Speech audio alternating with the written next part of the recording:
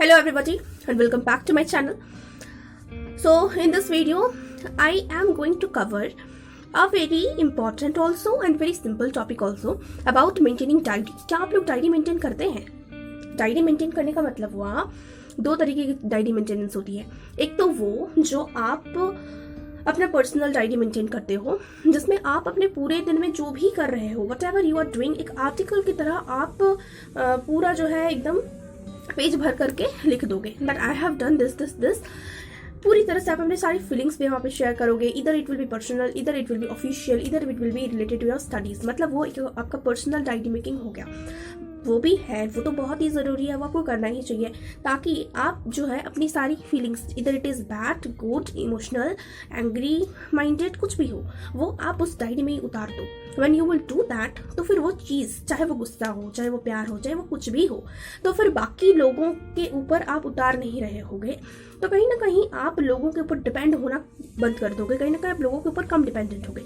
अगर वो गुस्सा भी होगा तो रिलेशंस खराब हो जाते हैं. आप सामने वाले पे उतार देते हो, आप वहाँ पे लिख लोगे तो डायरी आपको पलट करके जवाब नहीं देगी. So it will be good for that. अगर आप अपने कुछ सीक्रेट शेयर भी करते हो तो आप किसी लोगों से शेयर करोगे, there is not a guarantee that it will remain secret. But in a diary आपकी डायरी जाकर के किसी को बताने नहीं जाएगी वो बात. अगर वो कोई भी तरह का इमोशंस होगा, कुछ भी होगा, trust me it is going to be best friend of yours जो कि कोई भी पर्सन कभी बन नहीं सकता except I think better half, यानी जो इंसान आपका फ्यूचर स्पाउस होगा उनको छोड़ करके बट स्टूडेंट लाइफ में अगर हम बात करें तो there is even no chance of that future spouse. So उन कंडीशंस पे आपकी डायरी आपकी सबसे अच्छी फ्रेंड बन सकती है.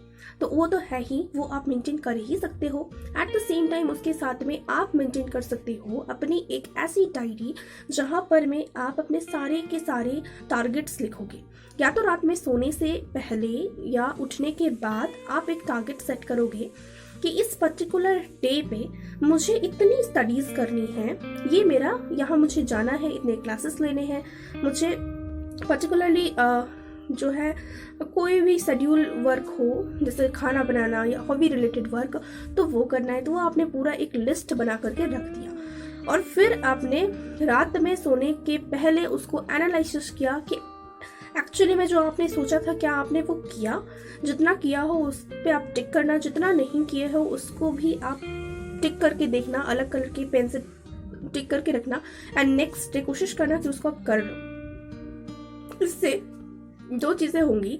एक तो टारगेट सेट करने पे दिमाग में हमेशा एक नोटिफिकेशन होगा कि मुझे आज ये काम करना था, और जब नहीं करके सोओगे तो दिमाग में ये चीज रहेगी कि मैंने सोचा था पर मैंने किया नहीं, तो आप नेक्स्ट डे कर ही लोगे, है ना. और ये चीज जब हम सोचते रहते हैं, लिखते नहीं कहीं जगह पर, तो हम फिर कल कल कल प्रोकास्टिनेट करते रहते हैं. And procrastination is that kind of thing जिससे कोई भी चीज ना बहुत ज्यादा डिले हो जाता है.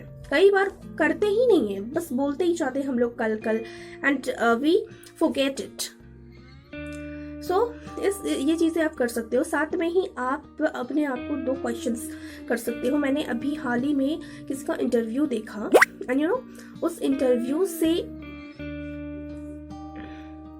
इंटरव्यू देखा और उस इंटरव्यू से मुझे ये चीज पता चली कि आप दो क्वेश्चंस भी अपने सोने से पहले कर सकते हो. दैट ऐसी कौन सी चीज़ें हैं जो आपने पूरे दिन में किया और आपको लगा कि हाँ ये बहुत अच्छा काम मैंने किया, और ऐसी कौन सी चीज़ें हैं जो पूरे दिन भर में आपने किया और आपको लगा कि ये चीज़ बहुत बुरी हुई मेरे साथ, मतलब I did a very wrong thing. ये दो चीज़ों का एनालिसिस एंड मुझे बहुत अच्छा लगा, इसलिए मैंने सोचा आप लोगों के साथ शेयर करती हूँ.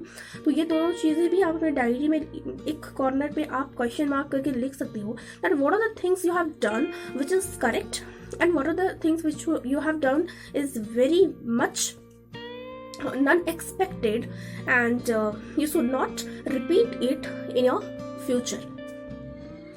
So I hope ये जो information है, ये जो idea है, ये आप लोगों को help करेगा. And stay tuned to this channel for more such ideas, for more such upcoming videos. And thank you everybody. Bye bye.